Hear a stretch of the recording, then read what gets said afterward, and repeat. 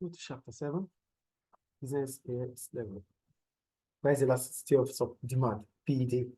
So what is price elasticity of demand? So for some goods, the price change will result in a large change in demand, and for others, a smaller change. So there's a response based on the fact that the price has changed. So that responsiveness that has occurred from consumer is called price elasticity. So price elasticity of demand is a degree of responsiveness between the quantity demanded of a product as a result of a change in price. So they said for some goods, when the response is much, and for other goods, the response is less. So we have a figure here that said two demand curves, demand for product A and B are shown in different slopes representing two different products A and B. Demand curve has this, okay? So when you look at this demand curve, the graph is showing that there's an increase in price. Let's see. There's a fall in price from, at a price of 10, the quantity demanded was 100 for both products, and there's a fall in price from 10 to 6. That's a fall in price. Basically, when there's a fall in price, the quantity demanded is expected to increase. But here, there's an increase in quantity demanded anyway, from 100 to 120 for product A, and from 100 to 200 for product B. So for product A, it is steep. That means the responsiveness is not much, and for product B, it is flat, which means the responsiveness is high. So that is the difference. So for product A, the demand is inelastic, and for product B, demand is price elastic. So price inelastic demand. In figure 1, product A, the price changes resulted in less than proportionate change in demand. This means that the change in the demand was not as big as the change in the price. So when we talk about inelastic demand, it means there's no specific change, like there's no significant change in the quantity demanded as a result of a change in price. That is for that product. And when there's a significant change in the quantity demanded as a result of a change in price, that means it's elastic. That is for product A and B. Yes. So we go to the calculation of price elasticity of demand. For calculation, it's percentage change in the quantity demanded over percentage change in price. So as soon as we calculate our price elasticity of demand, we're going to have a value. So the value we have is the interpretation we give in terms of numerical value to the price elasticity of demand. So if the value of the price elasticity is less than 1, maybe from 0.1 to 0.9, it is seen as price inelastic. If the value is greater than 1, that means greater than 1 is price elastic. And if the figure is, here said, if the value of, if the figure is 1, it is unitary. They didn't talk about that here. If it is 1, it is unitary anyway. So just go down. The factors influencing price elasticity of demand. So what are the factors that brings about the responsiveness in the quantity demanded of a product? 1, time. So price elasticity of demand tends to fall the longer the time period. This is mainly because consumers and businesses are more likely to turn to substitute in the long term. So for price elasticity of demand, for time, it depends. The time at which consumers are able to find substitute will determine if it's going to be price elastic or inelastic. So if the time to find substitute is short, then the demand for that product might be inelastic. It will be elastic, but if the time being to find substitute is for a longer period of time, the present time will make the price to be inelastic. You get the point? Yes. So if the time to find a substitute is longer, the demand for the product will be priced inelastic. If it is shorter, the demand for the product will be priced elastic. So that's about that. For competition for the same product, some businesses face highly price elastic demand for their products. This is because they are in a very competitive market where their product is either identical or a little different from those produced by other businesses. So for products that are highly competitive, so it is always price elastic because there's always choices for consumers to make. So if consumers have choices to make, then the demand for your product will be price elastic. So if you increase the price, consumers will just they will switch to buying from your competitors. They will stop buying from you. That is for competition. Then branding. Some products are branded. The stronger the branding, the less substitutes are acceptable to customers. So a strong product, a strong branding gives customers emotional attachment to your product. So no matter what the price is, they always want to buy based on the fact that your brand is strong. So because the brand is strong, competitors will not be able to convince customers to start buying from them because they are emotionally attached to that strong brand. So for a strong brand, the demand for its product is always priced inelastic. I think it's clear. Yes. And if your brand is not strong, the demand for a product will be priced elastic. The proportion of income spent on the products. So the proportion of income, we're talking about the amount of money earned by individuals. So if the proportion you have to spend, the percentage you have to spend from your income is less to what you are buying, then the demand for that product will be priced inelastic. Yes. But if you have to spend a large proportion of your income on certain product and the product increases, the demand for that product will be priced elastic. For example, a car, the price of a car increasing, that means it's going to take chunk of your income. So the demand for such product will be priced elastic. Yes. But if it's just a marker or a pen, no matter what the price will be, the demand for it will be priced inelastic because it's just going to take just little amount of your income. Yes. That's about that. The product type versus the product of an individual. No, are we there? Yeah. Okay. So for the product type, we already said most products are made and sold by a number of different businesses. Petrol, for example, is processed and sold by companies such as Shell, Esso, and Total. The major supermarkets also sell petrol, which they have bought from independent producers. The demand for petrol is priced inelastic in the short term, but demand for Shell petrol or Esso petrol is priced elastic. This is because petrol has no real substitute in the short term. But Esso petrol is a very good substitute for Shell petrol. In general, a product category like petrol carburetors has a much lower price elasticity of demand than products within a category made by individual businesses. However strong the branding and however little the competition that an individual product faces, it is likely that the business will sell at a price where demand is priced elastic. To understand why, consider a product which has a price inelastic demand, as explained before now. Raising the price of the product would increase sales revenue. It would also reduce sales and cost of production would fall. So profit would rise. A business trying to make as much profit as possible should therefore continue raising price until demand is price elastic. If demand is price elastic, raising price leads to a fall in sales revenue, but also a fall in cost because less will be sold. At the profit maximizing point, any further increase in price will see the fall in sales revenue being greater than the fall in cost. Before I go further, let me explain what they're saying about individual versus the product type. The kind of product you sell, if the kind of product you sell is attached to a brand that has a name, the demand for it in the short term will be priced inelastic. But the kind of product you sell, like they made the example of Shell, Exxon, and Total. These products are specific products. So in the short run, their demand is always priced inelastic. But when you look at it in the long run, there will be other substitutes like maybe others like Chevron. Other companies will come into the market. That means there will be more for petrol or oil sellers to be able to buy from. But if it is limited to those three in the market, in the short term, the price will be inelastic. But in the long run, there will be other oil companies that will come into the industry that would allow free flow of oil to be more competitive. But for individual products are always price elastic because they produce specific products. So it is based on their skills, their craft. So whatever they produce might be unique. And as a result of that, the demand is always price elastic. Inelastic, sorry. It's inelastic for individuals. They produce specific goods. So what they produce, what I am producing with my uniqueness, you might not be able to produce it. So because there's uniqueness in what we produce, the demand will be inelastic. That means whatever price we want to sell, we'll be able to sell it because there's uniqueness in what we produce. Yes. Do you get it or not? Yes. The product type is different from the individual. So the individual will produce specific products. So you know that, oh, whenever you need to get this product, you can only get it from that individual or that firm. So you won't get it any other place, the same as this. So there's always specificity in it. As a result of that, it is always priced inelastic. You get it now? That's the point they are making it. And for revenue, if demand for your product is priced inelastic, when you raise the price, your total revenue would rise and your profit would rise.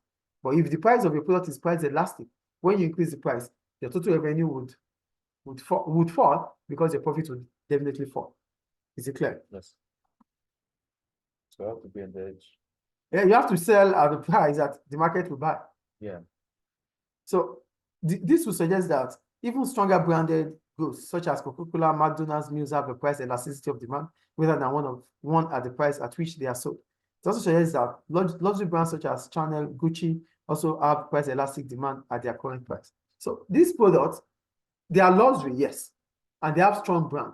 But for the fact that they are a substitute for them, they make them to be price elastic. They are attached, they are linked to strong branded products. But for the fact that they are substitute, whenever they increase their price, customers will stop buying from them. That is the point then. Is it clear? Any question about price elasticity of demand? No. So going to price elasticity of demand and pricing.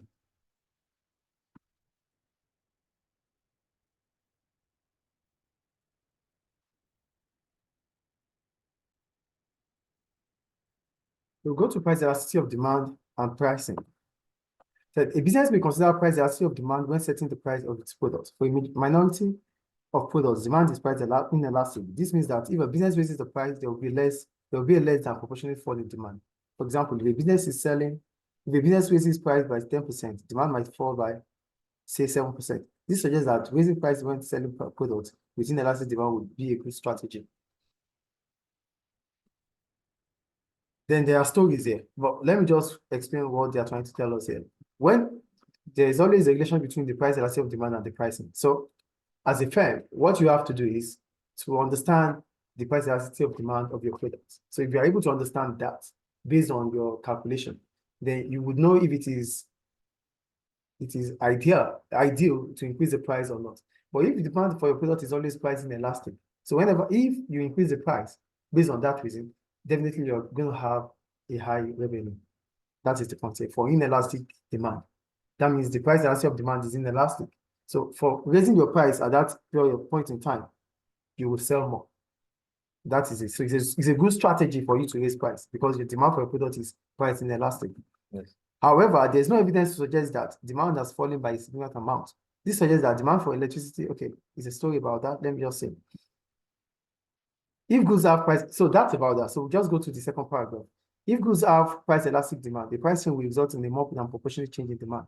For example, if a business is selling a product that is price elastic, raises the price by 10%, demand might fall by, say, 18%. This suggests that raising the price when selling products with price elastic demand would not be a good strategy. However, if the business lowers the price, demand would rise by a larger proportion than the price cut. So this might help to explain the success of low-cost supermarkets, such as Aldi and Lidl. Their sales are rising significantly, probably due to charging lower prices in a highly competitive market. So, for a product that is price elastic, increasing the price is not a good market pricing strategy or market strategy because the proportion of demand in the market would fall because the demand for your product is always price elastic. But if you are able to, as a firm, you are able to find a way of reducing your cost of production, that allows you to lower your price. Then you will sell more than what you used to sell. Yes. Get the point again? Yeah. If demand for your product is price elastic, increasing that price is not a good idea because you will witness a fall in your revenue. Yes. But if you are able to find a way around it, reducing your cost of production and selling at a lower price, will mean that the demand for your product will increase because it's always price elastic. So consumers will buy more of your product. Yes. Only when the price falls. And to make the price fall, it means you have to find a way of reducing your cost of production. So they made examples of a low-cost supermarket here. So these supermarkets, they are in a competitive market, but the only thing they could do to increase their sales is by finding a way to reduce their cost of production. So for a product that is price elastic, it is not ideal to increase, it's not a good strategy to increase the price of your product. What you could do is, if you are witnessing an increase in cost of production, find a way to reduce your cost of production and reduce your price. You will find out that there's going to be a large increase in the quantity demanded for your product. Yes. Is it clear? Yes. Any question about price, elasticity of demand and price? Good. So go to price elasticity of demand and let me see. And see how.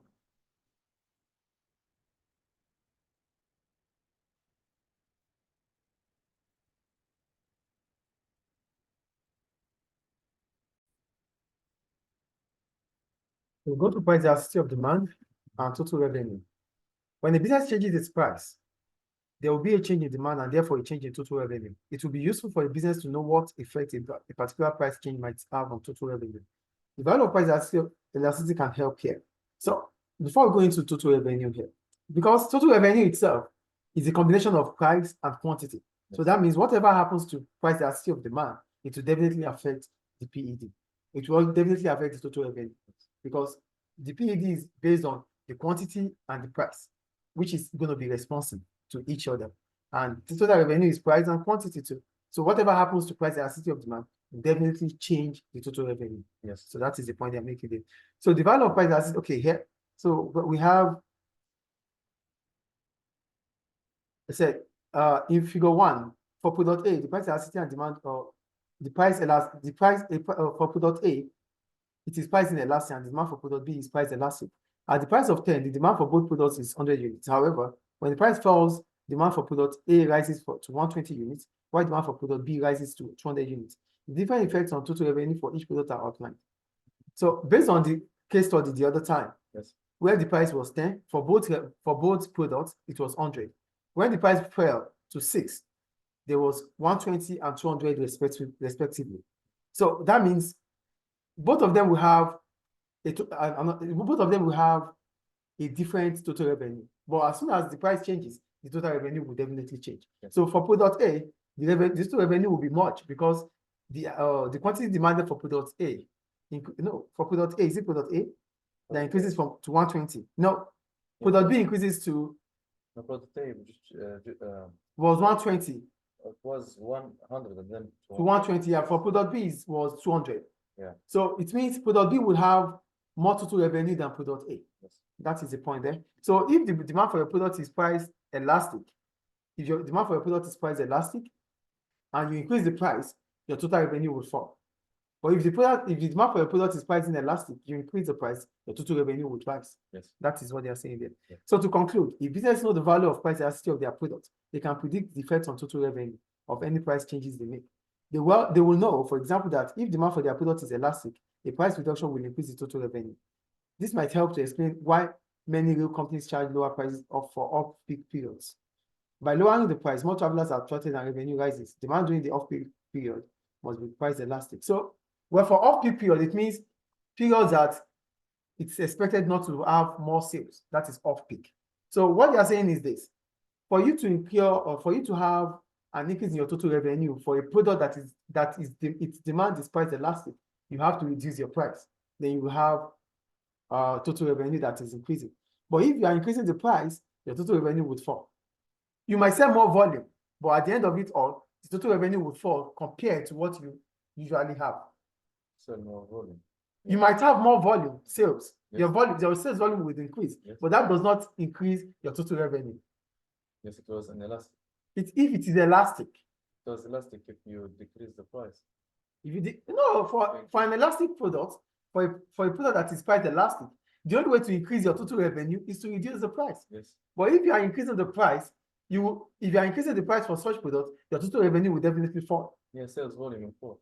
Sales volume will fall. Yes. But the sales volume will also fall. Yes. But if the demand for a product is priced inelastic, yes. reducing the price would reduce your total revenue. Reduce the price. Will reduce your total revenue. If it's priced inelastic, reduce the price to increase, but not with the sale. Not it will reduce because you have a price inelastic demand. Yes. So when you increase the price, when you reduce the price, there's not going to be significant change in the quantity demanded. Yes, but it doesn't reduce. It's reduced to what you used to get. If the demand for your product is inelastic, you used to sell for 5 and you always have 100, then you reduce the price. What will happen? More sales. More sales. What will be your total revenue? It will fall. Total revenue. Yeah, it will fall. Yeah, total revenue. Because the demand for your product is priced inelastic. Yes, total revenue fall. Yeah. It will fall. But if you increase the price, your total revenue will rise because the demand for your product is priced inelastic. So if you are reducing the price, you should reduce it based on the fact that your total demand for your product is priced elastic. Yes. Is it clear now? Yeah. So total revenue will change as soon as there's price elasticity of demand. Any question about price elasticity of demand and total revenue? No. Clear. So go down. Okay. That's it. Okay, we have the multiple choice question. Oh no. The exam practice. Robots.